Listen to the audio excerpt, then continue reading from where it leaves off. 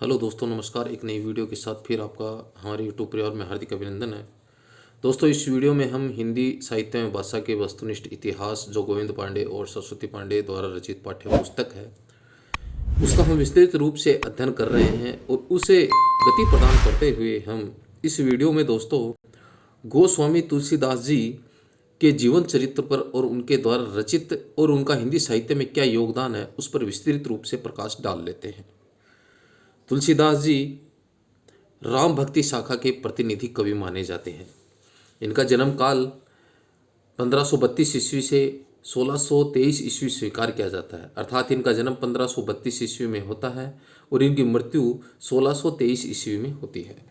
इनके पिताजी का नाम आत्माराम दुबे था और इनकी माता का नाम हुलसी था। इनकी पत्नी का नाम रत्नावली। इन्होंने जो दीक्षा प्राप्त की थी उनका नाम है नरहरियानंद। गुरु का नाम क्या है? इनके दीक्षा गुरु का नाम नरहरियानंद। और इन्होंने जिस गुरु से शिक्षा प्राप्त की थी वह है शेष सनातन, अर्थात दो प्रकार के गुरु इनके रहे हैं जिन्होंने इनसे शिक्षा और दीक्षा प्राप्त की है। दीक्षा जिनसे प्राप्त की वो नरहरियानंद हैं और शिक्षा जिनसे इन्होंने प्राप्त की वो शेष सनातन है। दोनों को दोस्तों हमें याद रखना है। अब देखिए, इनके जन्म स्थान के संबंध में विभिन्न कवियों द्वारा मतभेद है और देखिए कौन कौन कवि इनके जो जन्म स्थान के बारे में क्या मत रखते हैं। शुकर खेत यानी सोरो जिला एटा जो इनका जन्म स्थान है वो देखिए कौन कौन कवि मानते हैं। लाला सीताराम, गौरी शंकर द्विवेदी, हजारी प्रसाद द्विवेदी, राम नरेश त्रिपाठी, रामदत्त भारद्वाज, गणपति चंद्र गुप्त, ये कवि शुकर खेत यानी सोरो नामक जो स्थान है जो जिला एटा में पड़ता है वह इनका जन्म स्थान स्वीकार करते हैं। अब देखिए, राजापुर जिला बांदा यह क्षेत्र है वो कौन कौन कवि स्वीकार करते हैं।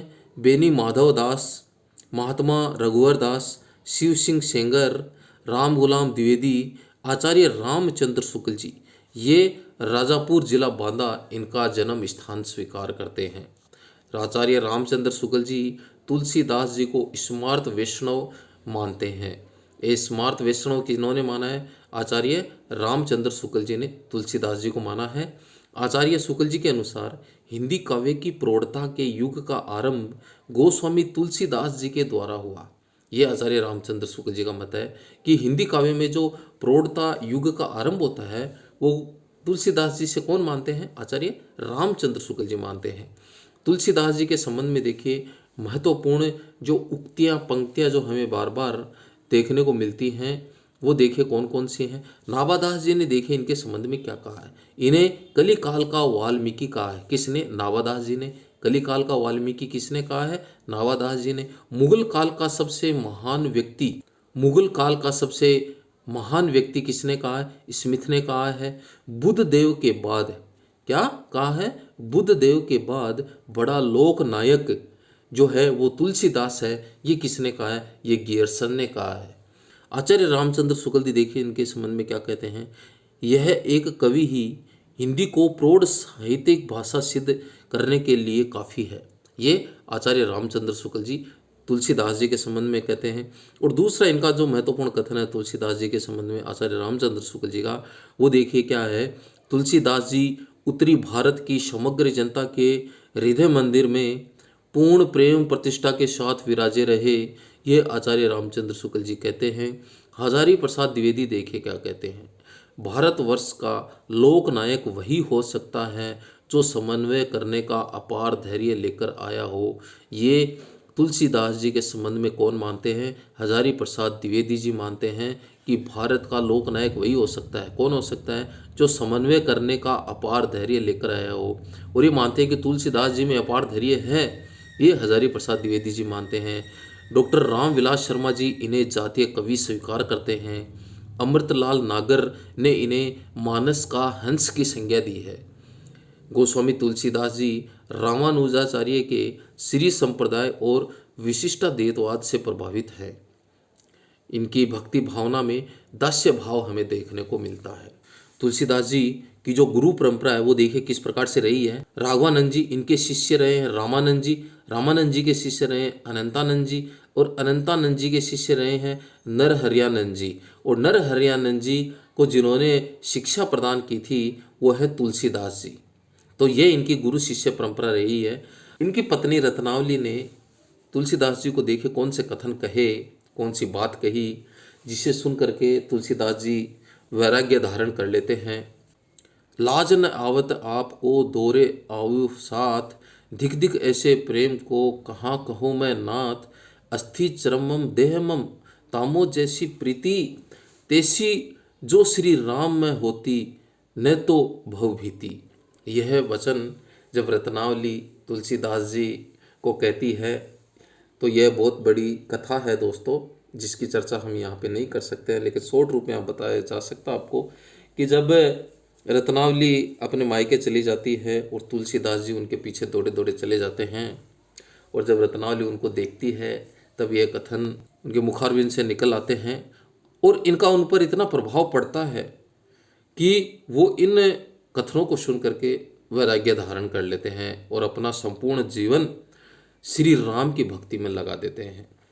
तुलसीदास जी के स्नेही मित्रों में नवाब अब्दुल रहीम खान खाना, महाराज मानसिंह, नावादास, मधुसूदन सरस्वती और टोडरमल इनका नाम लिया जाता है कि ये इनके समकालीन इनके मित्र रहे हैं।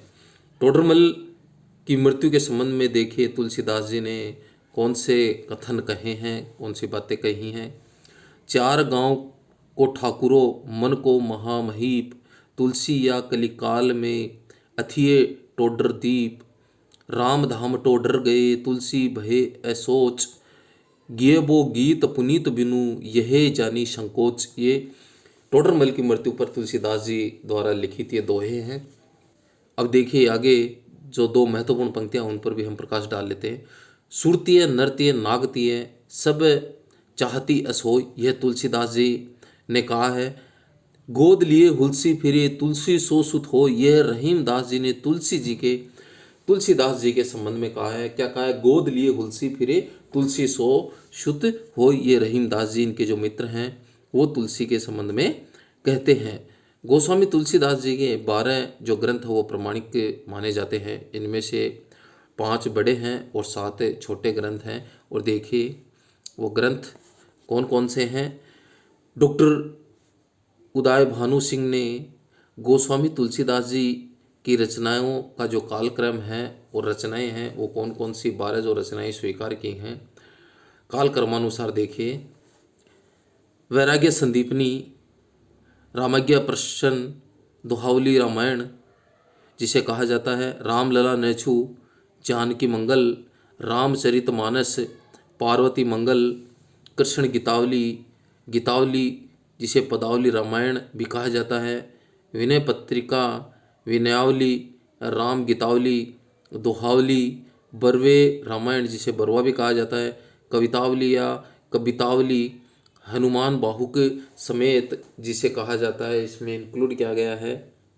ये डॉक्टर उदय भानु सिंह जो हैं उन्होंने तुलसीदास जी की 12 रचनाएं मानी हैं।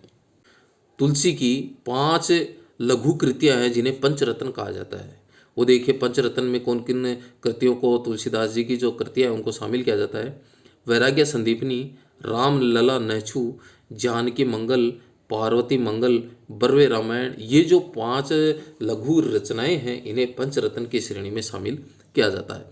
कृष्णदत्त मिश्र ने अपनी पुस्तक गौतम चंद्रिका में तुलसीदास की रचनाओं के अष्टांग योग का उल्लेख किया है। और ये 8 अंग देखिए कौन कौन से हैं। राम गीतावली, पदावली, कृष्ण गीतावली, बरवे, दोहावली, सगुणमाला, कवितावली, सोहिलो मंगलू।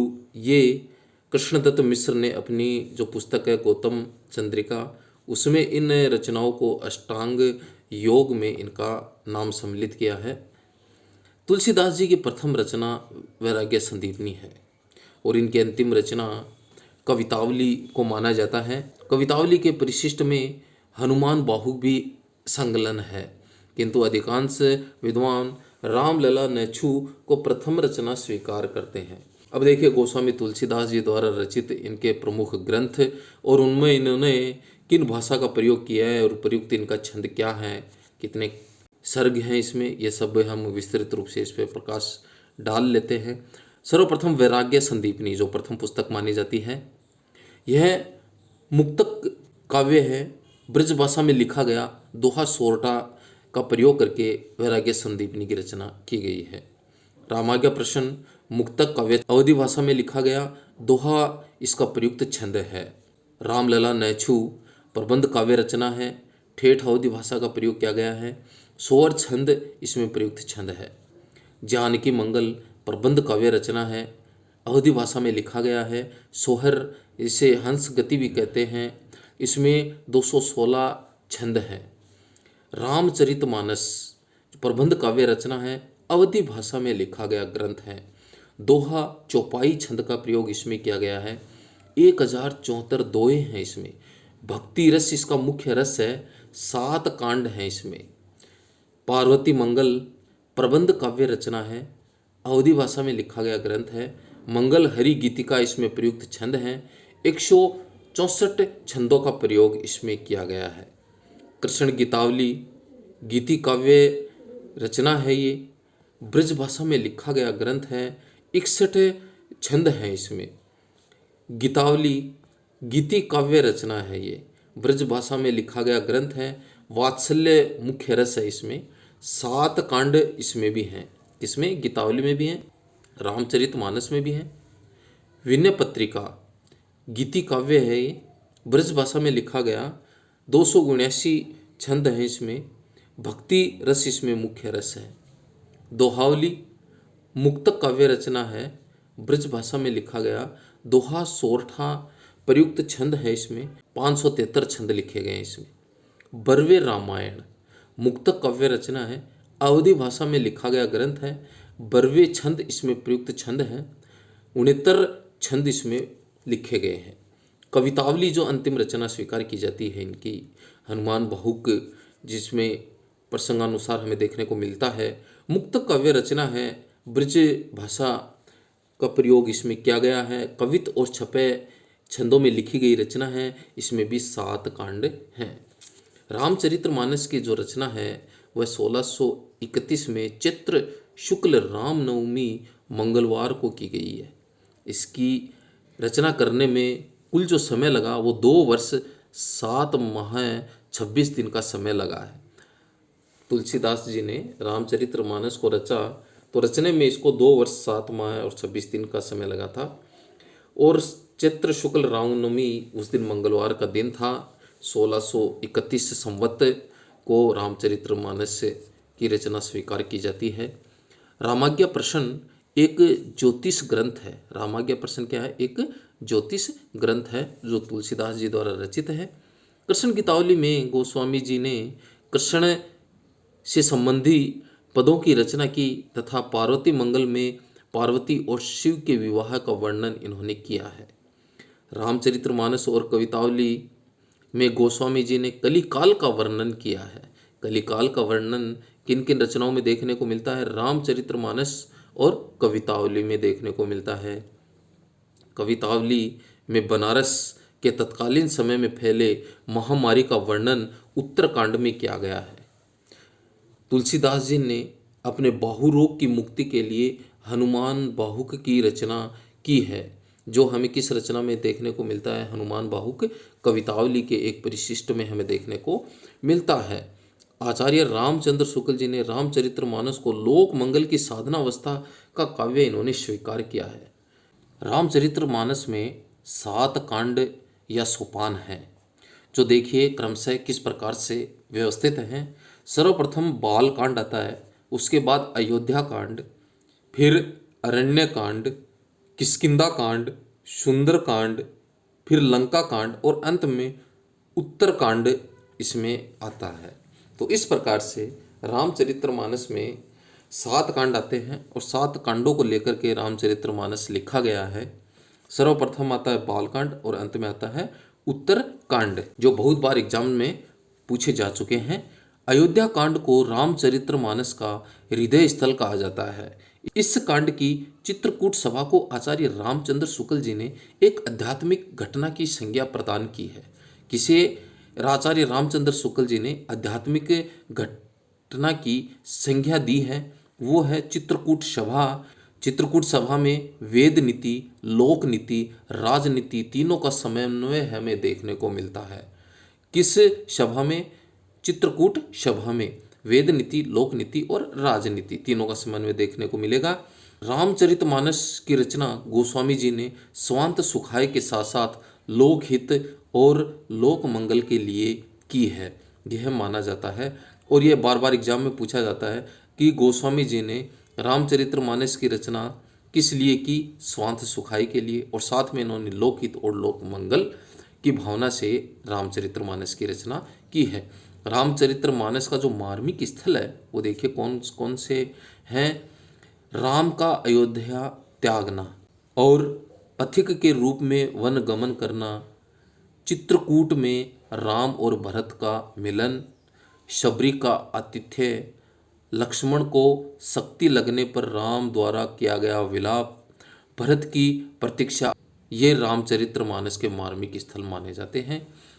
तुलसीदास जी ने रामचरितमानस की कल्पना मानसरोवर के रूपक के रूप में की है, जिसमें 7 कांड के रूप में 7 सोपान तथा 4 वक्ता के रूप में 4 घाट हमें देखने को मिलते हैं, जिसकी संक्षिप्त चर्चा हम यहाँ पर करते हैं। प्रथम ज्ञान घाट, जिसे राजघाट भी कहा जाता है। ज्ञान घाट में वक्ता और श्रोता हैं शिव पार्वती संवाद। फिर कर्म घाट में वक्ता और श्रोता याज्ञवल्क्य और भरद्वाज संवाद है, यह कर्म घाट में है। फिर उपासना यानी शक्ति घाट में काक भुषुंडी गुरुड़ जो संवाद है वो उपासना यानी भक्ति घाट में देखने को मिलता है। प्रपति घाट यानी शरणागति घाट, इसमें तुलसी और संतों का संवाद हमें देखने को मिलता है। ये 7 सोपान मानस में जो 4 घाट है इनका विवरण इस प्रकार से है। मानस रूपक तुलसी साहित्य का सबसे बड़ा रूपक है। मानस रूपक है वो तुलसी साहित्य का सबसे बड़ा रूपक माना जाता है। तुलसीदास जी को देखे किन किन कवियों ने क्या क्या उपाधि दी है। लाला भगवान दीन और बच्चन सिंह ने तुलसीदास को रूपकों का बादशाह स्वीकार किया है। किसने? लाला भगवान दीन और बच्चन सिंह ने रूपकों का बादशाह कहा। अनुप्रास का बादशाह देखिए किसने कहा? आचार्य रामचंद्र शुक्ल जी ने। अनुप्रास का बादशाह किसने कहा है? रामचंद्र शुक्ल जी ने। उत्प्रेक्षाओं का बादशाह उदय भानु सिंह ने इन्हें उत्प्रेक्षाओं का बादशाह कहा है। आचार्य हजारी प्रसाद द्विवेदी जी तुलसीदास जी के संबंध में देखिए क्या कहते हैं। तुलसी का संपूर्ण काव्य समन्वय की विराट चेतना है, यह आचार्य हजारी प्रसाद द्विवेदी जी तुलसीदास जी के संबंध में कहते हैं। रामचरितमानस का सर्वाधिक प्रभाव अध्यात्मक रामायण पर पड़ा है। तुलसीदास जी ने सर्वप्रथम मानस वो रसखान को सुनाया था। रामचरितमानस की प्रथम टीका अयोध्या के बाबा रामचरण दास जी ने लिखी है। रामचरण दास जी ने सर्वप्रथम रामचरितमानस की टीका लिखी है। रामचरितमानस के संबंध में रहीम जी ने देखे क्या लिखा है। रामचरितमानस विमल संतन जीवन प्राण, हिंदुवान को वेद सम यह नहीं प्रकट पुराण। भिखारी दास जी देखे तुलसी के संबंध में क्या कहते हैं। तुलसी गंग दुओ भये सुकविन के सरदार, इनके काव्यन में मिली भाषा विविध प्रकार। ये भिखारी दास जी कहते हैं तुलसी गंग द्वे भये सुकविन के सरदार, ये भिखारी दास जी तुलसीदास जी के संबंध में कहते हैं। अयोध्या उपाध्याय जिन्हें हरिहोद के नाम से भी जाना जाता है वो देखिए तुलसी के संबंध में क्या कहते हैं। कविता करके तुलसी न लसे, क्या कहते हैं अयोध्या उपाध्याय।